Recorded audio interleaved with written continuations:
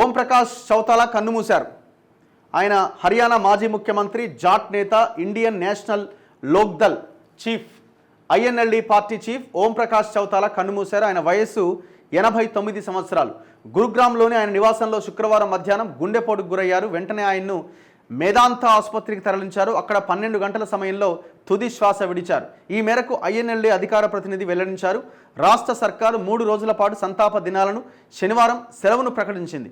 అదే రోజు చౌతాలా సొంత జిల్లా షిర్షాలోని వ్యవసాయ క్షేత్రం తేజా ఖెడాలో చౌతాలాకు ప్రభుత్వ లాంఛనాలతో అంత్యక్రియలు జరగబోతున్నాయి. 1989 నుంచి 2005 మధ్య 5 సార్లు హర్యానా ముఖ్యమంత్రిగా ఆయన బాధ్యతను నిర్వర్తించారు. So senior most leader, 5 times ఆయన ముఖ్యమంత్రిగా 1989 నుంచి 2005 వరకు ఆయనే ఉన్నారు ఆ రాష్ట్రానికి ముఖ్యమంత్రిగా. ఆయన 1935లో జన్మించారు. ఉప ప్రధానిగా పనిచేసిన చౌధరీ దేవీలాల్ 5గురు సంతానంలో ఓం ప్రకాష్ పెద్దవారు. ఆయనకి 2 కుమారులు, 3 కుమార్తెలు ఉన్నారు. భార్య స్నేహలత 5 ఏళ్ల క్రితమే చనిపోయారు. చౌతాలా మృతికి ప్రధాని మోదీ, హర్యానా సీఎం నాయబ్ సింగ్ సైని, కాంగ్రెస్ అధ్యక్షుడు మల్లికార్జున ఖర్గే తదితరులు సంతాపం తెలిపారు.